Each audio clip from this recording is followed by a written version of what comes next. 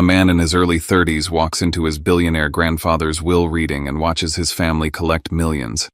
Then his name is called and he's handed $50. His dad smiles like something's just been proven. His brother laughs out loud right in front of him. The humiliation isn't the number. It's the message in this family: some people get respect and some people are born to be reduced. People say money doesn't change you, it just reveals you faster. So when you're cut down in public like that, what's the right move? Stay quiet to keep the peace, or step out of the victim role and force the truth into the open? Before we dive into today's story, let us know where you're tuning in from. It's always amazing to see how far these stories travel. And don't forget to subscribe so you won't miss what comes next. Now, let's hear him out. I arrived a few minutes early, like I always did. Not because punctuality was some proud virtue in our family, pardon the joke, but because showing up early gave me something I rarely got when I was around them: space to breathe. The law office sat in Savannah's historic district, tucked behind a row of restored brick buildings that looked charming from the outside and cold on the inside. Everything in that office was meant to make you feel measured. Polished wood that swallowed fingerprints. Frosted glass that blurred outlines but never let you forget someone was watching. Leather chairs lined up with perfect symmetry, as if the room itself had decided who belonged where. I took the seat farthest from the head of the table without thinking. It was muscle memory, years of learning how to fold myself smaller so nobody could accuse me of taking up too much. From where I sat, I could see the chair at the front like it was a throne.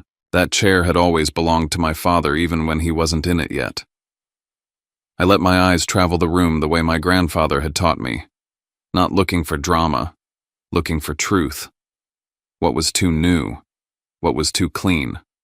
What didn't fit? The air smelled like copy paper and expensive cologne that clung to the walls long after someone left. The overhead lights were unforgiving, bright enough to reveal every detail, harsh enough to make you want to look away. Then the door opened and my family filed in like they'd rehearsed it. My father, Clay Rook, walked straight to the head of the table and sat down as if the seat had been waiting for him. He didn't glance my way. He didn't need to. In his mind, I'd already been placed. My mother, Vivian, followed and sat beside him, spine straight, hands folded, her expression composed in that particular way she saved for public moments, concern carefully measured, nothing too messy. My brother Brett came in last, relaxed, confident. A faint smile already sitting on his mouth, like he knew how the ending would read before the lawyer even opened the folder. No one greeted me. No one asked how I was holding up. I didn't take it personally. That would have required me to still be surprised by it. The lawyer, Holt Merrick, entered a moment later with a thin folder and a thicker calm. He was the kind of man who could deliver life-altering news with the same tone you'd use to read a grocery list. He nodded once, sat down, and opened the folder as if we were about to discuss quarterly earnings. "We are here," he said, voice even, to read the last will and testament of Warren Rook. My grandfather's name landed in the room, and for a split second the silence shifted.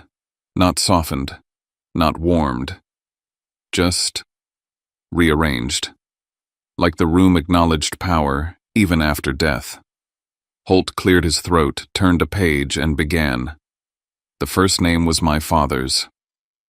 Clay Rook Holt read a total inheritance of $5 million. I watched my father's shoulders loosen as if he'd been carrying a weight, and finally set it down.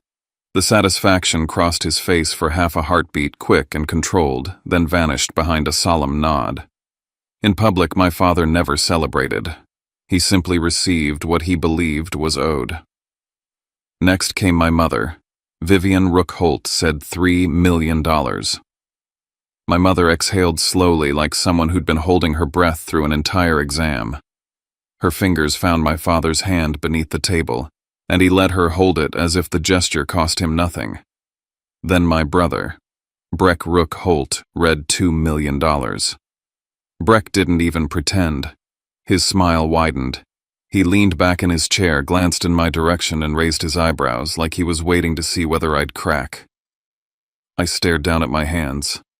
I reminded myself of the promise I'd made in the car on the way here. Don't expect anything. Don't hope. Hope is how you end up humiliated twice, once by them and once by yourself. Holt turned the page. And Stellan Rook. The room sharpened. Not because anyone cared about me, but because my name was a final step in the process. A check mark. A formality before everyone could leave and start planning what to do with their money. For Stellan Rook, Holt said the sum of $50. For a second, I honestly thought I'd misheard. I waited for the rest of the sentence. $50 plus $50. Along with $50. Paired with something that made it make sense. But Holt didn't add anything. Just 50. Not 50,000. Not a symbolic check. Not a sentimental object with a little speech about memories. $50, 2 crisp bills slid across the polished table toward me like an afterthought. Breck laughed out loud. It wasn't even a laugh that tried to be subtle. It was the kind of laugh people give when they think the moment belongs to them. Wow, he said, shaking his head. That's poetic. Someone else made a quiet sound, maybe a chuckle, maybe a cough. Chairs shifted. The room buzzed with that low, polite relief people get when they've just watched someone else take the hit instead of them. My father smiled. Not big, not open, just a small contained curve of his mouth that told me everything he believed. The kind of smile that said, "See, I told you." The kind of smile that said Dad knew who mattered. This proves something my father said lightly, like he was commenting on the weather. Dad always knew who was practical and who wasn't. My mother didn't look at me. Her eyes stayed on the table as if eye contact might make her responsible for what was happening. I said nothing. I didn't argue. I didn't ask why. I didn't demand an explanation. My silence wasn't noble. It wasn't even strategic at first. It was automatic, trained into me over years of being described as the easy one, the low-maintenance one, the one who didn't ask for much. What they really meant was the one who won't cause trouble. Holt slid a pen toward me. "Please sign here." Professional, neutral, like my name belonged on a receipt. I picked up the 2 bills. They were new, too new, flat clean, almost stiff. They didn't feel like cash that had lived in anyone's wallet. They felt prepared, selected, delivered. And my grandfather, Warren Rook, had never been careless. Not with business, not with numbers, not with people. He built his empire on details. He used to say the world didn't run on loud declarations. It ran on quiet systems. I held the bills for a moment longer than I should have. The overhead light struck the paper at a certain angle and something caught. A tiny mark. So faint it could have been a scratch if you weren't looking for it. A thin line near the serial number. Not a stain. Not wear. Not random. My pulse shifted one beat heavier than another. I tilted the bills again. The mark stayed exactly where it was, like a deliberate decision. And suddenly a memory rose up so clearly it felt like my grandfather was standing beside me. If you want to hide the truth he'd told me once, put it where no one bothers to look. My throat tightened. The humiliation in the room didn't disappear, but it changed shape. It stopped being a dead end and started feeling like a door I hadn't noticed.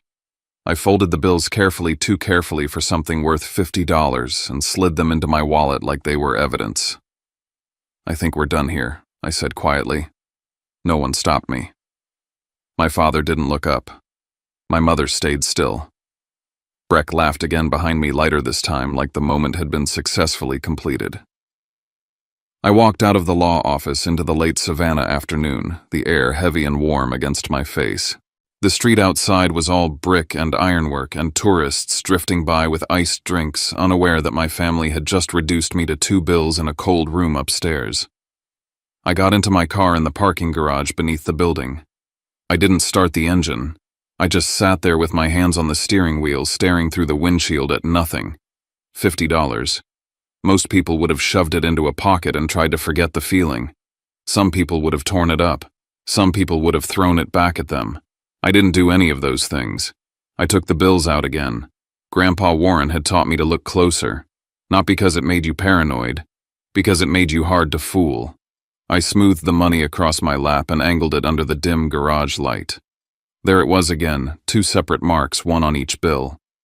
And when I leaned in, I saw something that made my stomach turn with certainty. A few digits in the serial number looked touched, not altered, gently underlined, almost invisible unless you knew where to focus. This wasn't damage. This wasn't an accident. Someone had done this on purpose. He had done this. The idea moved through me like cold water. My grandfather hadn't left me nothing. He'd left me something people wouldn't bother to read. I started the car and pulled out of the garage without going home first. My hands gripped the wheel tighter than usual, but my mind felt strangely clear. There was only one place in Savannah where my grandfather's name still carried weight without needing a title. The old bank he'd used for decades. And if those marks meant what I suspected they meant, then $50 wasn't my inheritance. It was the key. Savannah Heritage Bank sat downtown in a building that looked like it had been there before the city decided what it wanted to become.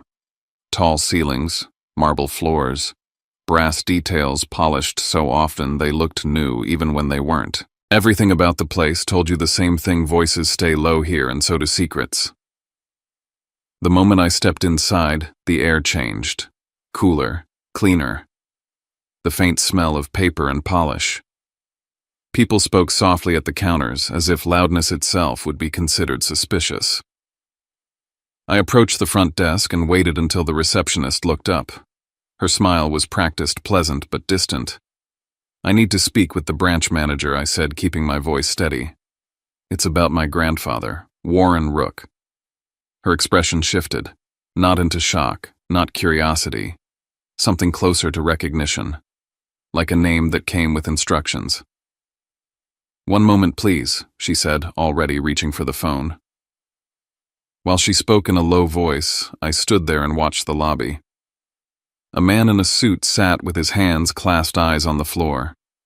A teller counted bills with the kind of calm you only get when your job is accuracy, not speed. A security guard glanced my way once, then looked away, uninterested but aware. The receptionist hung up and offered a polite nod. "Mr. Langford will see you. Please follow me." She didn't ask why. She didn't ask which Warren Rook. She didn't ask anything at all. She led me down a hallway that felt quieter than the lobby, the carpet muffling footsteps. At the end was a door with frosted glass and a nameplate, "Langford Branch Manager." She knocked once and opened the door. Mr. Langford stood as I entered. Gray hair, sharp eyes, the kind of face that didn't waste expressions. He offered his hand. "Mr. Rook," he said. "Not sir, not Stellan, just my last name like a file." I shook his hand and sat when he gestured toward the chair across from his desk. His office looked like a place built for control. Everything aligned. Nothing personal. The desk surface was clean except for a small lamp and a thin stack of documents arranged precisely. "How can I help you?" he asked. I didn't give myself time to doubt. I pulled my wallet out, took out the 2 bills and placed them on his desk.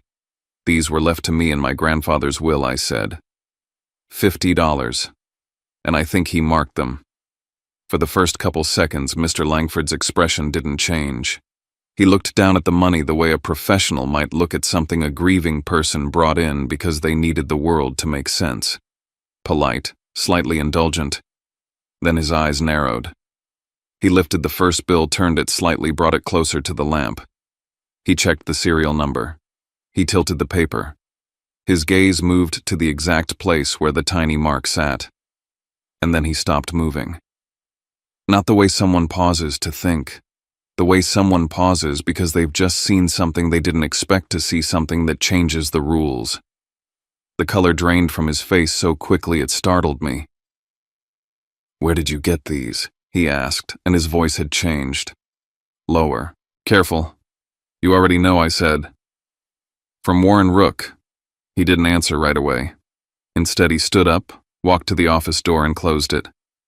Then he turned the lock. The click sounded loud in the quiet. He returned to his chair and sat down again, but the posture was different now. His shoulders weren't relaxed. His attention wasn't casual. It was focused, almost respectful. "These markings," he said, slowly looking at the bills again, "are not a coincidence." My mouth went dry. "What are they?" Mr. Langford held the bills side by side and aligned them as if he were matching a pattern. "They're a verification sequence," he said. "A kind of proof. Proof of what I could feel my heartbeat in my throat, steady but hard." He looked up at me for a long moment like he was deciding how much truth I could handle in one sitting. "If I'm right," he said, "you're the only person who could have brought these to me." I blinked. Why? He set the bills down gently, almost carefully, and folded his hands on the desk. "Because your grandfather left something outside the will," he said. The sentence landed like a weight. Outside the will meant outside the room where my father smiled and my brother laughed. Outside the official story everyone thought they owned. Mr. Langford reached for a file drawer and pulled out a thin folder. He didn't open it yet. He simply rested his hand on it as if touching it required permission. "Before we go any further," he said, "I need to confirm your identity." I nodded, hands slightly unsteady, as I handed him my ID. He examined it, typed something into his computer, and waited for the screen to respond. For a second, his face went still again, but this time it wasn't shock. It was recognition, like a puzzle piece clicking into place. He looked back at me, and the respect in his eyes was unmistakable now. "It's exactly as he said," he murmured. "As who said?" I asked, my voice barely above a whisper. "Your grandfather," he replied. He opened the folder at last, revealing a document with my grandfather's name printed at the top and a set of instructions below it. The language was precise, controlled. The kind of writing you use when you expect people to try to bend the truth. "There's a private deposit box here," Mr. Langford said, "registered solely to Warren Rook. It exists outside probate, separate from the will entirely. We were instructed not to disclose it to anyone." My stomach tightened. Unless someone came with proof," he said, and he tapped the two bills lightly with one finger. These markings were part of a system he designed himself. He believed numbers tell the truth if you know how to read them. That sounded like my grandfather so perfectly it almost hurt. Mr. Langford leaned back slightly. "If you choose to proceed," he said, "I can take you to it. But once we open that door, there are protocols, paperwork, protections. Your grandfather was very clear." Outside, the city moved on. Tourists wandered. Cars passed. People laughed in the distance. Inside this office, the air felt charged, like the room had become a sealed container for a truth no one else was meant to touch. I looked at the bills on his desk, the same $50 my family had laughed at. And for the first time since the will reading, the cold, hollow feeling in my chest shifted into something else. "Focus. Take me to it," I said. Mr. Langford's expression didn't soften, but he nodded once, as if he'd been waiting to hear those exact words. "Very well," he said. "Let's begin." "Very well," Mr. Langford said. "Let's begin." He didn't rush. He didn't gesture dramatically. He moved the way people move when every step has a procedure attached to it. He gathered my ID and a couple of forms from his desk, then opened a drawer and removed a keyring that looked too plain for what it represented. "Walk with me," he said. The hallway outside his office felt colder than the lobby, like the building saved its true temperature for the places where money stopped being money and became something else: records, obligations, leverage. Our footsteps were soft on the carpet, swallowed before they could echo. He nodded to a security camera in the corner as we passed, not performing for it, just acknowledging it like you would a person you worked with every day. We reached a door that didn't look like much until you stood close enough to notice what it was made of. Steel beneath paint. A keypad set flush into the frame. A small scanner with no label. The kind of door you wouldn't even register if you weren't told to look for it. Mr. Langford paused and looked at me. "Before we go in," he said, "I'm going to verify you again. This is not personal. It's protocol." "I understand," I said, though my throat was dry. He compared my face to my ID like a man who'd been trained to trust documents only after he trusted his own eyes. He entered a code on the keypad, then used one of the keys. There was a soft mechanical sound, something precise, unlocking something heavier than it appeared. Then he pressed his thumb to the scanner. A small green light blinked. The door released with a quiet click that felt loud in my chest. When it opened, a breath of air rolled out that smelled faintly metallic and clean, like chilled stone and paper sealed away from time. The corridor beyond was narrow and bright, the lighting sharper than upstairs. The temperature dropped a few degrees. I could feel it on my forearms. The walls were plain, almost sterile, as if decoration would be an insult to what this space existed to protect. "This box," Mr. Langford said as we walked, "is registered solely to Warren Rook. It's separate from the will, separate from the estate process." That was his instruction. He wanted it outside the usual channels. Outside the usual channels. The phrase should have sounded technical, but it landed like a sentence about my family. About the room where my father smiled and my brother laughed. About the stage they thought was the only stage. We stopped at a second door, thicker, heavier. Mr. Langford entered another code, used another key, then pulled a handle with controlled force. The door opened into a secure room lined with rows of metal boxes, each with its own lock, each one a sealed promise. He didn't lead me in like a tour guide. He led me in like a witness. He walked to a section near the back, unlocked a box with a key he carried on the ring, then slid it out with both hands and set it on a small table. He opened it and stepped back half a pace, giving me space, like this wasn't just money, it was something intimate. I wasn't prepared for how ordinary it looked at first. Not ordinary as in cheap. Ordinary as in organized. Neat. Intentional. Gold bars sat in a row, wrapped and stacked with the kind of care that made my stomach tighten.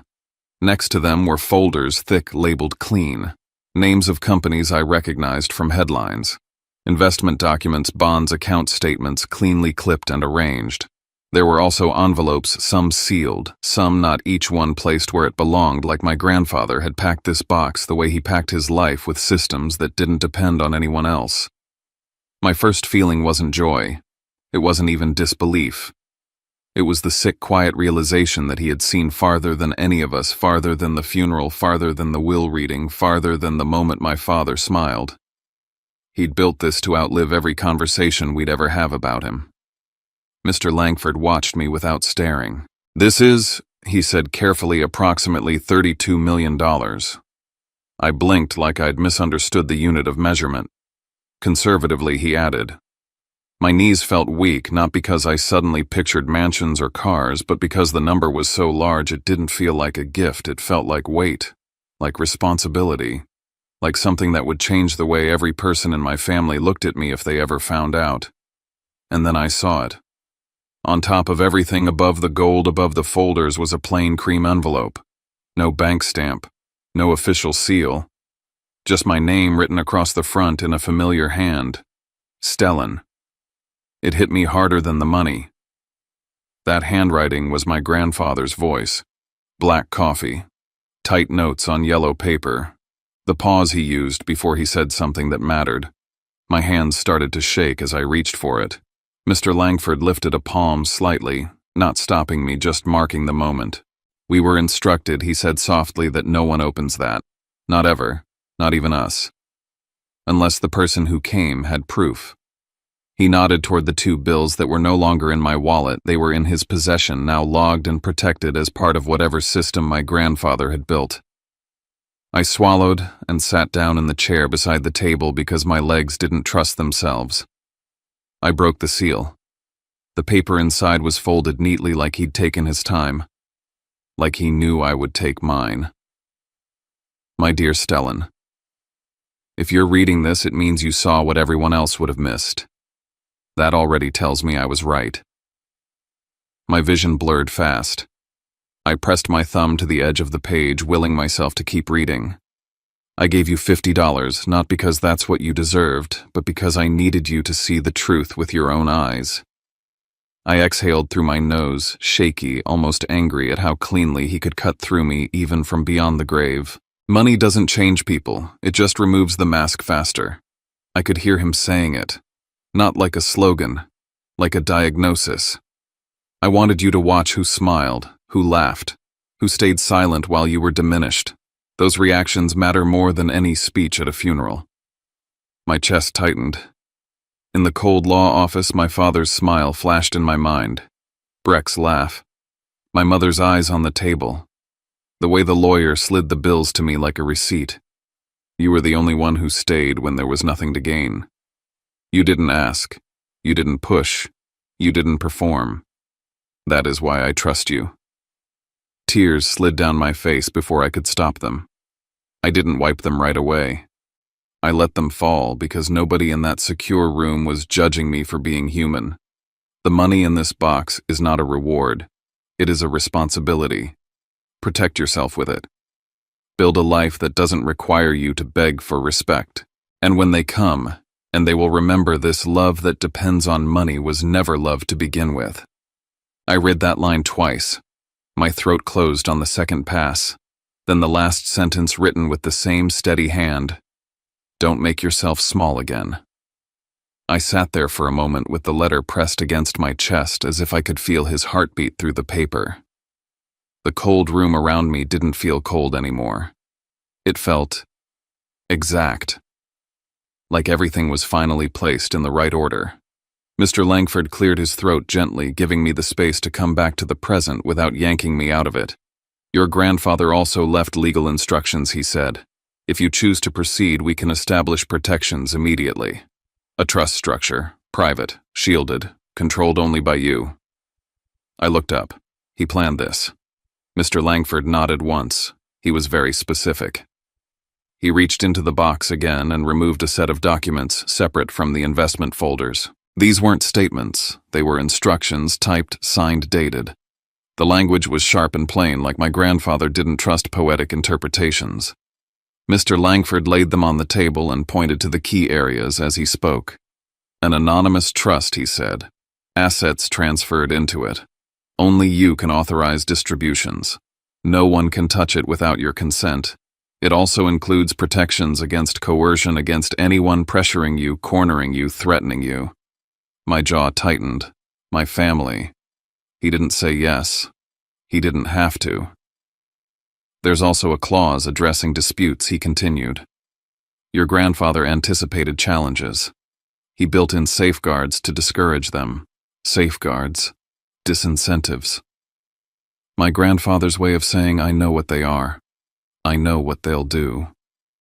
Mr. Langford watched my face as if he could see the same realization settling in. This wasn't meant to be announced at the will reading, he said quietly. The will reading was public. This is private. This is yours. The word yours felt strange, like a coat I'd never been allowed to try on. I folded the letter carefully back into the envelope and held it like something fragile and indestructible at the same time. I looked down at the gold bars again, the labeled folders, the clean stacks of paper. My grandfather had left my father and brother money they could celebrate openly. He left me something else, something that demanded I grow a spine strong enough to carry it. Mr. Langford slid the legal instructions into a separate envelope and sealed it. We'll take this step by step, he said. You don't have to decide everything today. But I do recommend you speak with the attorney your grandfather named.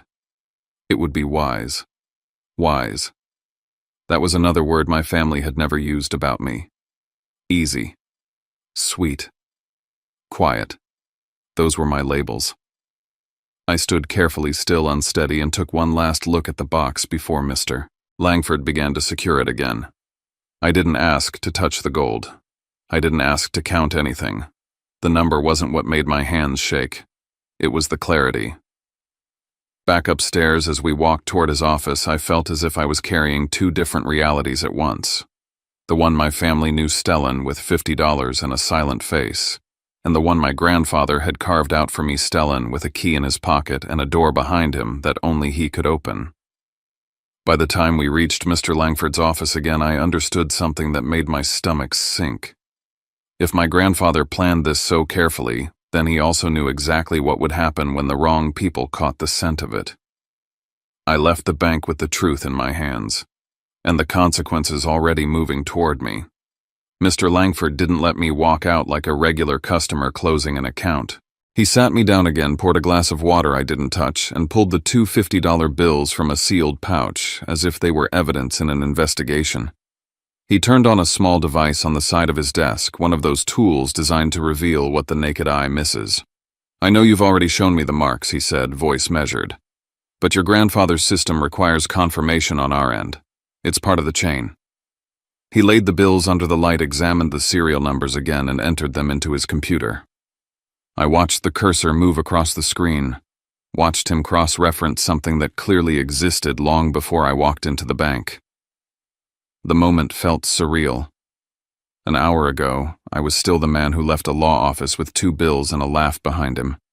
Now I was watching a bank manager validate my grandfather's secret like it was a standing appointment.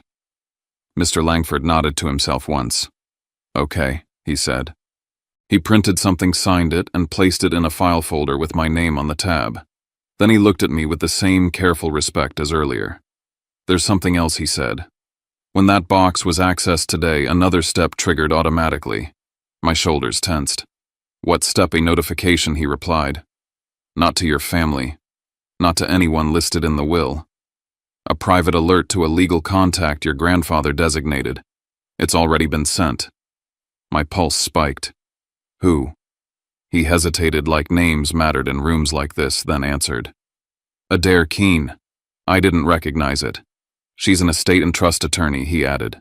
"Savannah. Your grandfather worked with her on contingency planning. She's discreet. She understands protective structures." Protective structures. My grandfather's words translated into someone else's mouth. Mr. Langford opened a drawer and removed a second envelope. This one wasn't from the box. It looked like it had lived in his office for a long time waiting. It was sealed, thick paper. My name written across the front in my grandfather's handwriting again. Stellan. Beneath my name in smaller letters, a simple instruction. Only open if they start pressuring you to split it. My mouth went dry. "I was instructed to give you this after the first access," Mr. Langford said. "Not before. Not later." I took the envelope like it might buzz with electricity. He really believed they'd come. Mr. Langford didn't answer the way people answer when they're guessing. He answered like someone repeating a known fact. He was certain, he said. He gathered the bills again and sealed them away, then sat back in his chair. His gaze stayed on me, not unkind but direct. "One more thing," he said, "and I'm going to be very careful with my wording." I waited. "Are you sure," he asked, "that you're the first person to come here with questions about this?" My stomach tightened. "What do you mean?" Mr. Langford held my eyes. "A few days after your grandfather passed, he said someone came in. Not with these bills, not with proof, but with interest. They asked about private holdings. They asked whether there were any boxes or accounts outside the will." I felt a cold line form down my spine. "Who I'm not at liberty to disclose names without a formal request," he said. "But I can tell you this, they were denied. Completely. They left frustrated." My mind flashed to the hospital room, the way my father checked his watch, the way Breck stood near the door, the way they all seemed busy but never stayed long. I'd thought they were avoiding discomfort. I'd thought they didn't want to sit with dying. Maybe they were simply already looking for the exit routes. Mr. Langford's voice lowered slightly. "Your grandfather designed the verification marks because he believed people would try to force their way in." I stared at the sealed envelope in my hands. The paper suddenly felt heavier than gold. I left the bank not with celebration, but with a new awareness the truth didn't sit quietly. It drew attention. And the kind of attention my family carried didn't stop at polite boundaries. Down in the parking garage, the air was warmer and smelled faintly of exhaust. I sat in my car with the engine off and pressed the envelope against my thigh as if keeping it close would keep it safe. I took a slow breath, then another. And then my phone vibrated. I looked at the screen. Unknown number. I didn't answer. It vibrated again. Another unknown number. Then again. Like someone was casting a wide net, hoping I'd bite out of sheer irritation. A message appeared. Not a vague rumor, not a sloppy guess. "We know about the box. Over $30 million. Stop playing innocent. Call back." My stomach dropped. Another message followed from a different number. "Trust. Deposit box. You really think you can keep it all?" My fingers went cold around the phone. My first instinct was to look around the garage as if the person texting might be standing behind a pillar watching me read. I didn't see anyone. That didn't help. I set the phone face down on the passenger seat and stared at the steering wheel until the leather grain came into focus. My grandfather's voice floated up again, calm and clean. When they come, and they will remember this. So the clock had started, and it was moving faster than I would have chosen. I drove home, but I didn't go inside right away. I sat in the car for a few extra minutes and watched the street like I'd suddenly become someone who needed to. The calls kept coming. Voicemails stacked up without words. Some were silent. Some had breathing. One had a faint laugh before it cut off. It wasn't just curiosity, it was pressure. I went upstairs and locked my door, then placed the sealed envelope on my kitchen table, as if it were a live thing. My apartment looked the same as it had that morning, modest, quiet mine. But the air inside it felt different, like the walls had started listening. I didn't call my father. I didn't call my mother. I didn't call Breck. Not because I was brave. Because I knew that if I called even once, I'd be back in the old pattern, explaining, apologizing, shrinking. And the second I started shrinking again, they'd remember exactly how to handle me. Instead, I called Mr. Langford. He answered on the second ring. Mr. Rook. My phone won't stop, I said. Someone knows. They know too much. There was a brief pause. I assumed this might happen, he said carefully. Your grandfather anticipated leakage. That's why the alert went out. To Adair Keene, I said. Yes, he replied. If you haven't spoken to her yet, I recommend you do so immediately. I hung up and searched the name. The number came up quickly. I hesitated only long enough to listen to my own breathing. Then I called. A woman answered, voice calm, precise. Adair Keene. My name is Stellan Rook, I said. Warren Rook was my grandfather. Mr. Langford said you'd be expecting I am. She cut in gently, not rude, just efficient. Can you come in tonight? I'd rather not do this over the phone. Yes, I said. Tell me where. Her office was in a renovated building not far from the courthouse clean lines, warm, lighting the smell of fresh paper and black coffee. Not cozy in a sentimental way, cozy in a controlled way, like everything here existed to keep messy people from getting inside your head. Adair Keene was in her late 40s, sharp-eyed hair pinned back, the kind of person who didn't waste time trying to charm you. She listened as I laid everything out on her desk, the letter from my grandfather, the documents Mr. Langford had provided, and finally the two $50 bills which I'd been allowed to carry only after they were logged. When I showed her the faint markings, she didn't gasp. She didn't smile. She simply nodded like she'd seen my grandfather's fingerprints in decisions like this before. He built an identification mechanism into currency, she said, almost to herself. That's very Warren. I swallowed. My family already knows there's money. They're calling from different numbers. They're circling.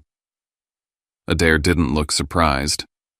She opened the legal packet and scanned quickly, then looked up. Your grandfather didn't just leave you assets, she said. He left you insulation. Insulation, I repeated. A structure that keeps people from forcing you into a corner, she said. Anonymous trust options. Consent controls. Protection language against coercion. And this matters, there's a dispute clause tied to the inheritances your father, mother, and brother received. I leaned forward. What kind of clause? She held my gaze. If they attempt to challenge certain aspects or pressure outcomes through legal action in specific ways, they risk triggering consequences that can restrict or redirect what they received. It's designed to make bullying expensive. My heart beat harder, not out of excitement, but out of understanding. My grandfather didn't want me to win an argument. He wanted me to survive the kind of people who treat family like a weapon. Adair slid my grandfather's letter back toward me. He set the stage at the will reading for a reason, she said. He wanted you to see how they behave when they think you're powerless. And he wanted them to reveal themselves before they knew the truth. I thought of my father's smile, Breck's laugh, my mother's eyes on the table, the room full of quiet chairs and whispered relief. I nodded slowly. So what do I do now? Adair tapped the documents. We move first, she said. We formalize protections. We don't wait until they show up at your door, because they will. The words landed, and almost on cue my phone buzzed again on the desk between us. Unknown number. I didn't pick it up. Adair watched the screen light up, then looked at me like she was making a decision. "Go home," she said. "Lock your door. Don't engage. If they contact you, you document. If they come in person, you don't let them push you into a private conversation without counsel." I left her office with my grandfather's letter in my jacket pocket and a new folder in my hands, one that felt like the beginning of a wall I'd never been allowed to build before. By the time I reached my apartment, it was fully dark. The hallway outside my door was quiet in that late evening way, the kind of quiet that makes every small sound feel like a warning. Inside, I set my keys on the table and tried to breathe like a normal person. My phone buzzed again. I didn't look. I took one step toward the kitchen to pour myself water. That's when the knock came. Not polite, not tentative. 3 sharp hits, fast and impatient, like the door owed someone an answer. My body went still. I walked to the door without turning on extra lights. I leaned in and looked through the peephole. A familiar stance filled the framed shoulders, squared weight set forward, the posture of someone who never knocks unless he expects to be let in. And behind him, just off to the side, a second figure shifted, too comfortable to be a stranger. My stomach tightened as my hand hovered over the deadbolt. They hadn't even waited for me to process the truth. They'd come to collect it. I stood on the other side of the door for a full second after seeing them through the peephole, long enough to register the familiar posture, long enough to understand that whatever was about to happen, it wasn't a visit. It was a claim. I unlocked the door. I didn't say a word before my father stepped forward and crossed the threshold as if my apartment were an extension of something he already owned. His eyes swept the space immediately, walls, furniture, the narrow kitchen, the small table by the window, like an inventory check. My mother followed, lips pressed together in that practiced expression of concern she used when she wanted credit for feeling something without having to choose a side. Breck stayed near the doorway, leaning casually against the frame, arms crossed, watching me like I was the evening's entertainment. No one asked to come in. No one waited to be invited. "Still living small," my father said, glancing around. Interesting. It wasn't an observation. It was a judgment, a reminder. In his mind, my modest apartment was proof that I had never really belonged in my grandfather's world. Breck laughed softly. "Guess $50 doesn't stretch very far these days." I closed the door behind them and locked it. Not because I thought it would stop anything, but because the sound grounded me. A clean click. A boundary, even if it was only symbolic for now. "Why are you here?" I asked. My father turned toward me slowly, as if surprised I'd spoken at all. "Don't act like you don't know," he said. "We need to talk." "Talk." Breck echoed, grinning. "That's generous." I stayed where I was, near the kitchen counter, keeping distance between us without making it obvious. I kept my voice even. Calm wasn't kindness. Calm was defense. "If you're here about the will," I said, "there's nothing to discuss." My father scoffed. "Don't insult us," he said. "We know about the account." The word landed heavy. The box, he continued, watching my face closely. "The trust structure. Roughly 30 million, give or take." There it was. Not a guess, not a rumor, not curiosity. Information. My chest tightened, but my expression didn't change. Inside, something rearranged itself. This wasn't them coming to feel me out. This was them confirming leverage. My mother stepped closer, her voice softer. "Honey," she said, reaching for my arm. I shifted just enough that her hand missed me. She didn't comment on it. "This doesn't have to turn into something ugly. We're family. Family." The word had weight in her mouth. It always did. She used it like a net. "Your grandfather always said he wanted to take care of everyone," she continued. "You know that. He would hate seeing us divided like this." I watched her fingers hover in the air for a second before she lowered her hand. The gesture wasn't comfort. It was ownership. Breck rolled his eyes. "Let's skip the sermon," he said. "You got lucky. Good for you. Now don't be selfish about it." "Lucky." I let out a slow breath through my nose. "You didn't come here to congratulate me," I said. "You came here to take control." My father's jaw tightened. "Watch your tone," or what I asked quietly. The room shifted. just slightly. The balance they were used to wasn't sitting where it normally did. My father took a step closer. You don't get to rewrite history because you stumbled into something you don't understand. That money, those assets, they're part of a legacy. And legacies are shared. I looked at him for a long moment. Then why did you smile when I was handed $50 silence? Breck's smirk faltered. My mother looked away. I'm asking a real question, I said. When the lawyer slid 2 bills across the table and you saw me sitting there with nothing, who stood up for me? My father waved a hand dismissively. That's not the point. It is, I said. It's the only point. Breck laughed again, but it was thinner this time. Oh, come on, he said. You're really going to play the victim card now? I didn't say a word that day, I replied. You laughed. He smiled. She couldn't look at me. And now you're standing in my kitchen talking about fairness. My mother's eyes filled quickly like they always did when pressure rose. Stellan, please, she said. You know your brother has plans, investments, responsibilities. This money could help all of us. There it was. The ask. Finally uncloaked. My father straightened. We're not asking, he said. We're telling you to do the right thing. Split it. Keep the peace. The words hung in the air, heavy and familiar. For years, keeping the peace had always meant one thing: me stepping back so they didn't have to. I reached into my bag and pulled out the folder Adair had given me. I placed it on the table between us, slow and deliberate. What's that? Breck asked. Documentation, I said. Confirmation that the trust is being established exactly as my grandfather instructed. My father's eyes flicked to the folder, then back to my face. You planned this? No, I said. He did. I opened the folder and slid the top page toward them.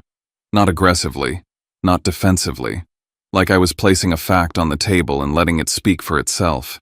These assets, I continued, are separate. They're not part of the estate you received. They're not subject to family negotiation or moral bargaining. My father's expression hardened. You think a piece of paper scares me? I think you know what it means, I replied. Breck leaned forward and squinted at the page. You really went all the way to Savannah Heritage for this, he said casually. Even talked to Langford. The room went still. I looked at him. Say that again. He shrugged too quickly. Relax. Everyone knows Langford's the guy. The box wasn't even in probate. Not exactly subtle. My pulse stayed steady, but something clicked into place. They hadn't just guessed. They'd been looking. Early. I met my father's eyes. You started digging before the funeral. His silence answered for him. You didn't even wait for the will, I said. You were already hunting. My mother whispered my name like a warning. My father's voice dropped. Be careful. No, I said. I've been careful my whole life. He straightened, authority returning like a reflex. If you don't share this, he said, we'll challenge it. Legally. I nodded once. You can try. Breck scoffed. You're bluffing. I'm not, I said. There's a clause. Any attempt to dispute or undermine my grandfather's intent risks your inheritance. That did it. Breck's grin vanished completely. My mother's breath caught. My father didn't move, but I saw the calculation flash behind his eyes. Risk, loss, consequence. For the first time since they walked in, none of them spoke. You wouldn't, my mother whispered. I already am, I said. They stood there for a moment longer, measuring me against the version of me they thought they knew. Then my father turned toward the door. You'll regret this, he said. Maybe, I replied. Breck muttered something under his breath, something meant to sting, but lacking its usual confidence. My mother lingered, torn between pleading and punishment, then followed them out. The door closed behind them. The apartment fell silent. Not peaceful. Not yet. But something had shifted. And I knew it wasn't over. The silence after they left didn't last. It never does. For a day my phone stayed quiet. No calls, no messages, no sudden appearances. just enough calm to make me wonder if I'd imagined the intensity of it all. Then the other things started. At work, conversations stopped when I entered the room. A manager asked if I had a minute, then spoke in careful phrases about distractions and external issues. An email circulated that didn't mention my name but described a situation a little too close to my own. Someone had sent a packet. No return address, no signature. Inside were printed pages. Accusations dressed up as concern. Phrases like questionable inheritance manipulation of an elderly relative, irregular estate handling. Not enough to be actionable on their own. Enough to plant doubt. I didn't need to ask who sent it. When I got home that night, I noticed something else. I'd been removed from the family group chat. My name disappeared from the shared calendar. Birthdays passed without messages. Holidays came and went without a word.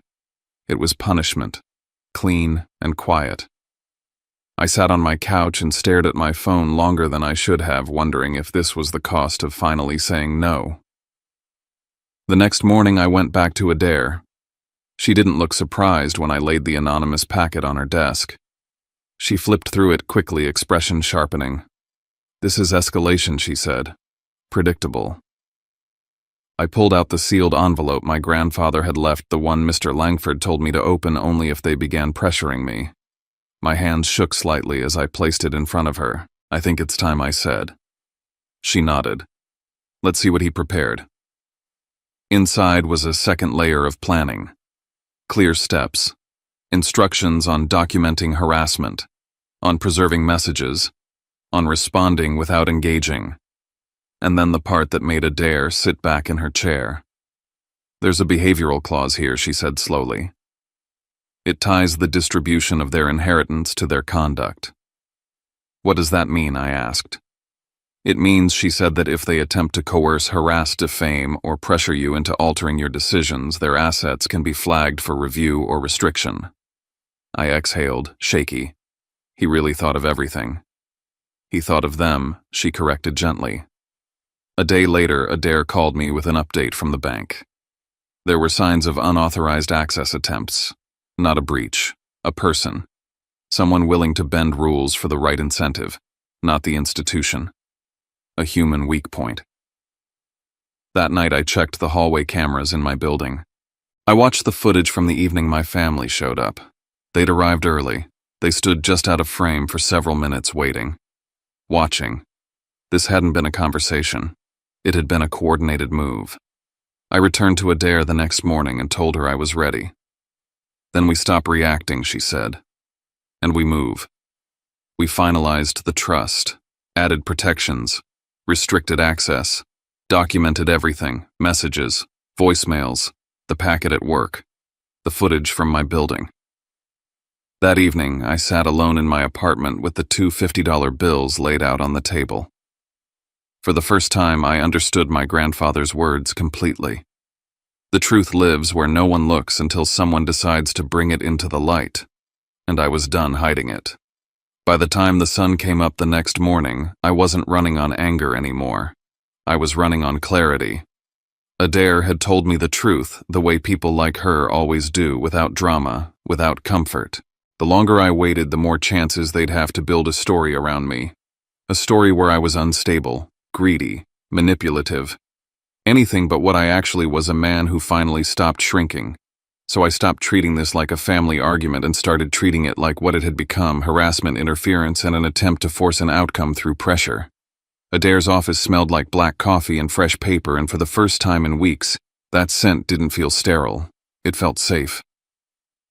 She spread everything across her conference table in a clean line, screenshots of the anonymous texts with the exact numbers, call logs that looked like a coordinated campaign, the packet delivered to my workplace, the hallway camera footage showing my father and brother arriving early and waiting out of frame, and my written statement page after page in my own words, written plain and chronological, so nobody could accuse me of rewriting my emotions after the fact. I'd written about the will reading in Savannah's historic district, about the two crisp bills sliding across the table, about my father's smile and Breck's laugh, about my mother's eyes refusing to meet mine. I'd written about the bank, the verification marks, Mr. Langford locking the door and changing his entire posture the moment he recognized what my grandfather had designed. I'd written about the moment the calls began and the moment my family showed up at my apartment like they were stepping into property.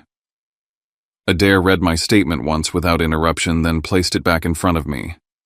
"Good," she said. "It's not emotional. It's factual. It shows pattern." "What happens now?" I asked. "We file," she said. "Emergency hearing request. Protective measures. We force the timeline into the open." The word open made my chest tighten. I'd spent most of my life surviving by staying quiet and staying out of sight. But my grandfather hadn't built that system so I could hide behind it. He built it so I could stand in front of it without getting crushed. Adair made one call while I sat there, hands folded, listening to her voice shift into the calm authority people automatically obey when they hear it. Then she hung up and looked at me. "Court tomorrow," she said. "Morning docket." I didn't sleep much that night. Not because I was afraid of them exactly. Because I was finally awake to what they were capable of and to what I was. The next morning I walked into the courthouse in Savannah with Adair beside me. The building wasn't grand, but it carried its own weight marble that had seen thousands of people try to tell their version of the truth, fluorescent lights that didn't flatter anyone, and security lines that reminded you the law was not a suggestion. It was a boundary if you knew how to claim it. In the hallway outside the courtroom I saw them. My father stood with a lawyer I didn't recognize, older, expensive suit, the kind of face that practiced sympathy like a tool. My mother sat on a bench with her purse clutched tightly in her lap, wearing grief on her face, the way she wore it at the funeral, perfectly timed, perfectly visible.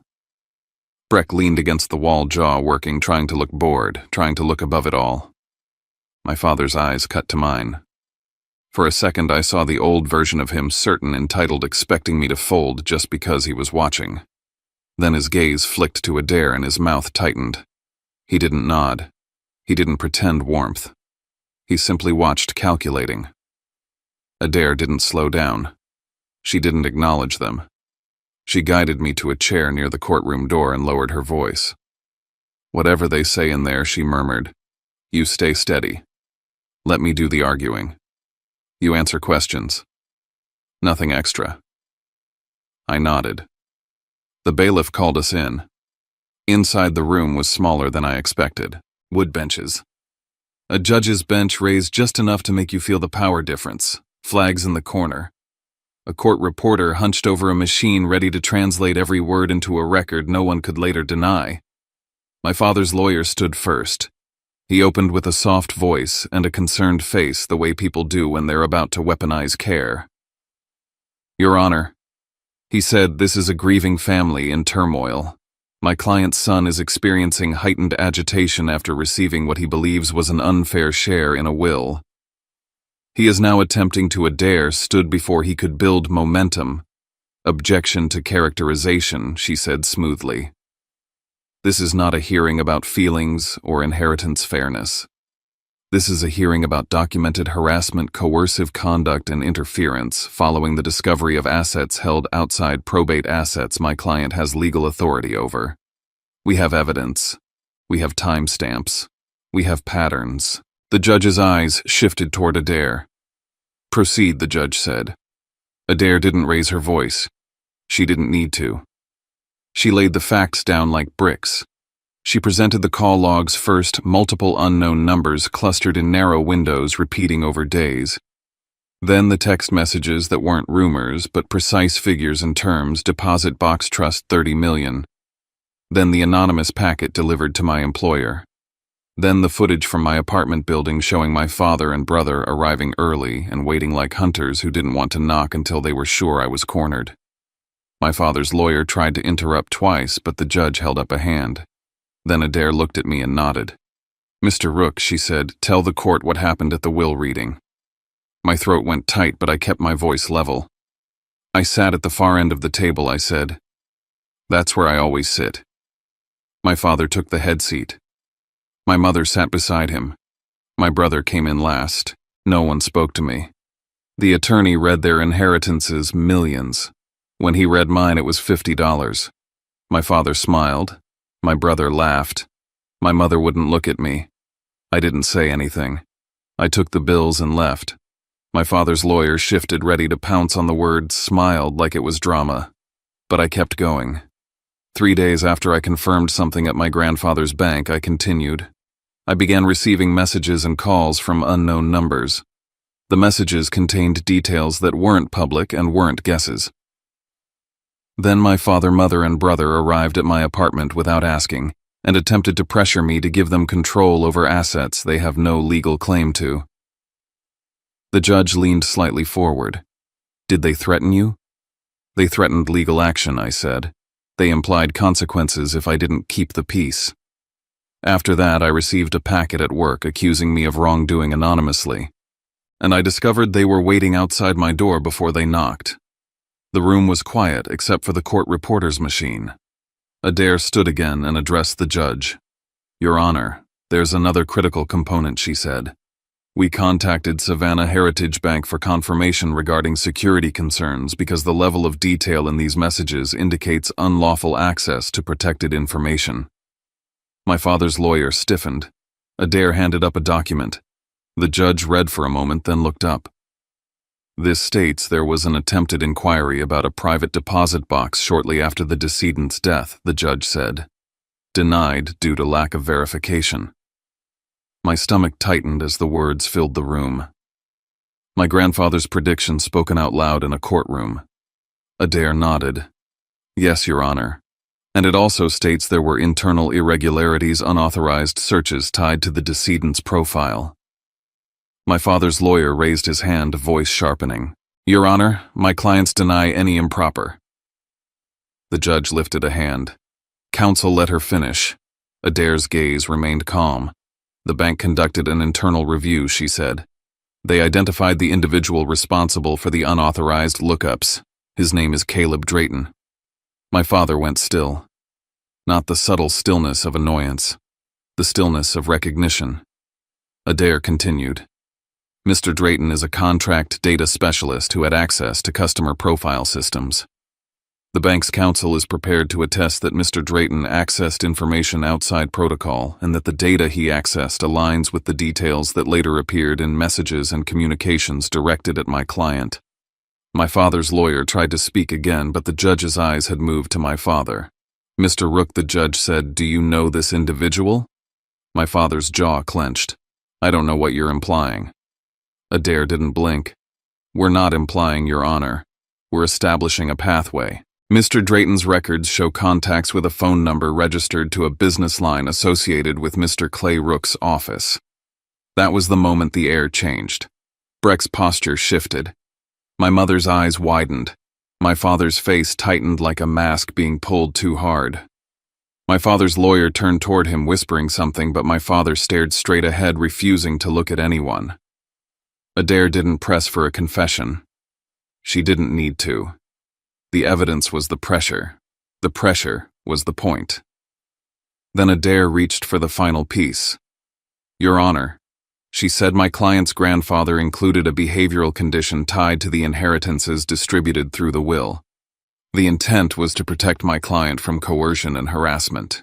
The condition states that if beneficiaries engage in intimidation, harassment, defamation, or coercive conduct designed to influence my client's decisions regarding assets held outside probate, their distributions may be subject to restriction and review according to the structure the decedent established.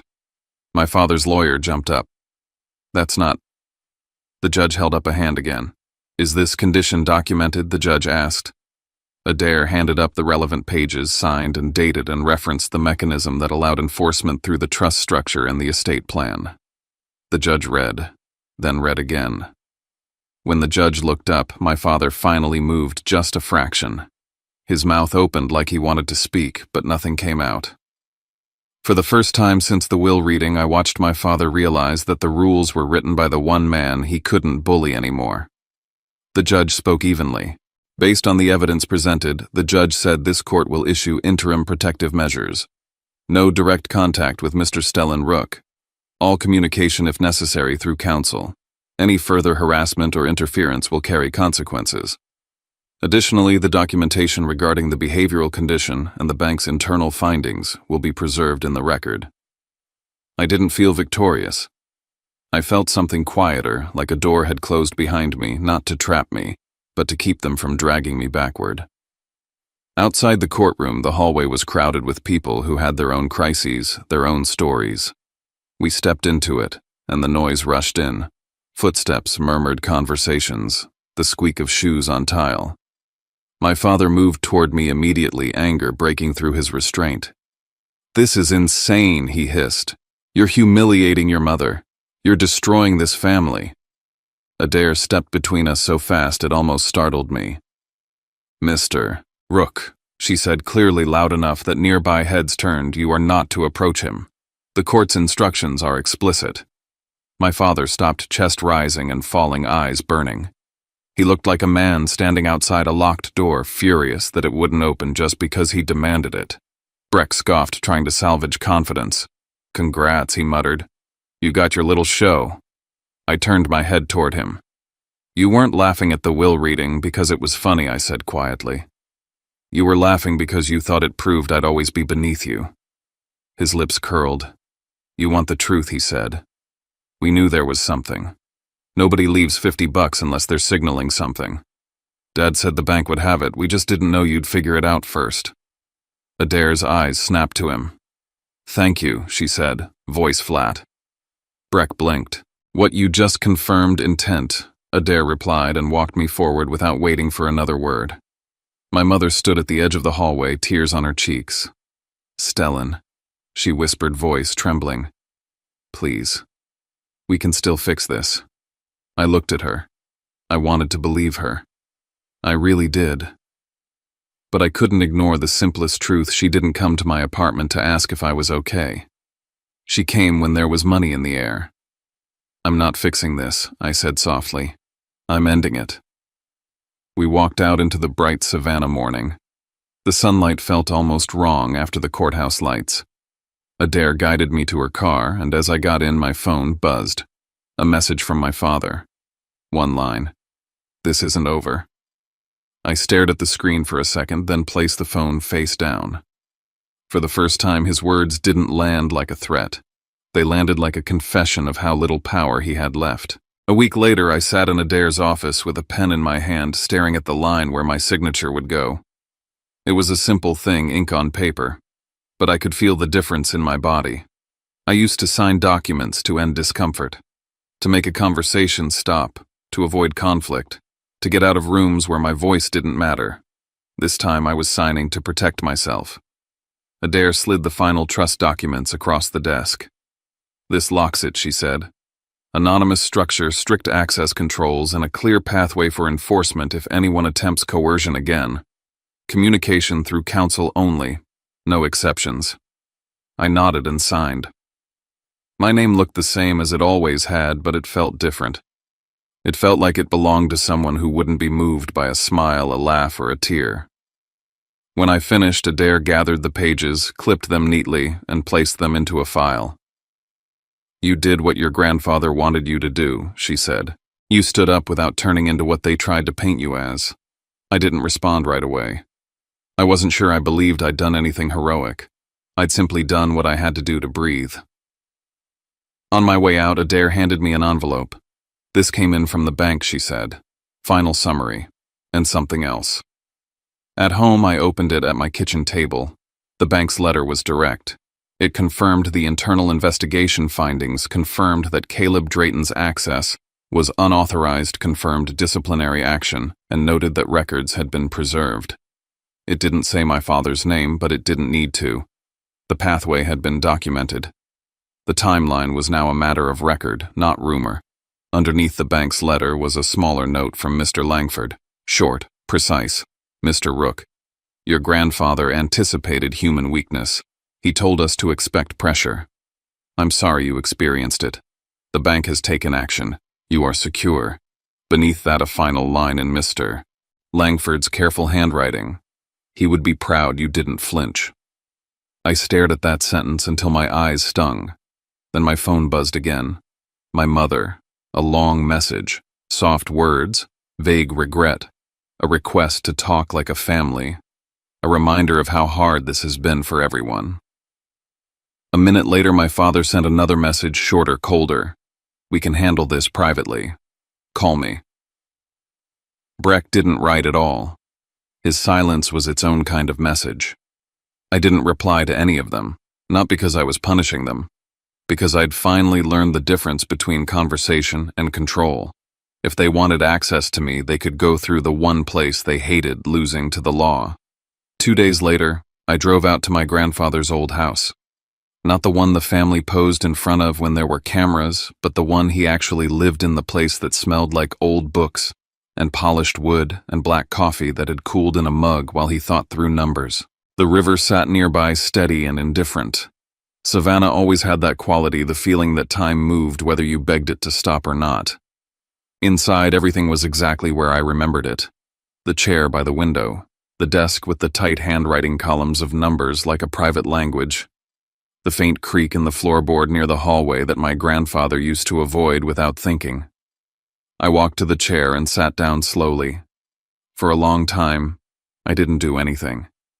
I just listened to the house settle, the soft hum of quiet, the kind of quiet my grandfather respected. My mind replayed the sequence like a chain, the will reading the $50, the marks, the bank, the box, the letters, the calls, the apartment, the packet at work, the courthouse, the name Caleb Drayton, the look on my father's face when the judge held up the documents. My grandfather hadn't designed a puzzle for entertainment. He'd designed a test of character. He gave me $50 because it would hurt. Not because he wanted me to suffer, but because he knew that if it didn't hurt enough, I would go right back to being easy. Right back to being quiet in a way that erased me.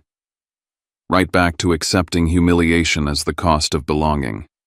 He needed the moment to be undeniable. He needed me to see who they were when they thought I had nothing. And he needed me to see who I could be when I refused to beg.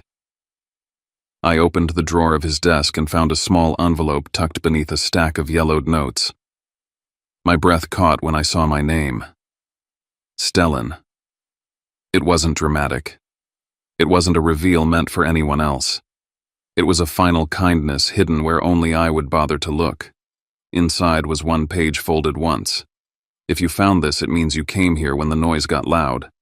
I smiled, small, involuntary, because that was him, plain-spoken, certain, never wasting words. You don't owe anyone your life just because they share your blood.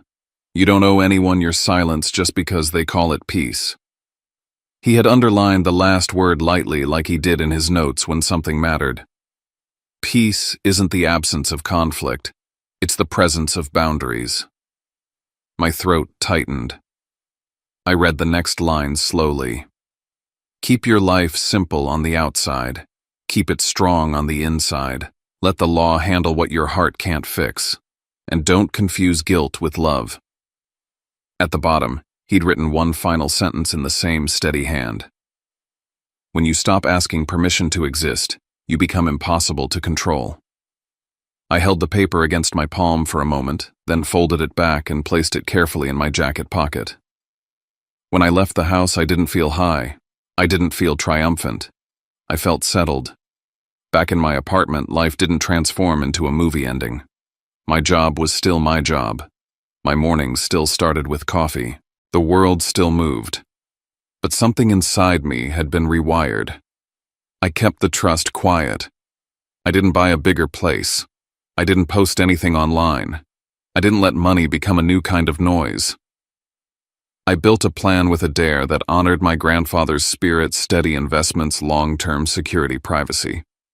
A life that didn't broadcast itself just to prove something to people who would never be satisfied anyway.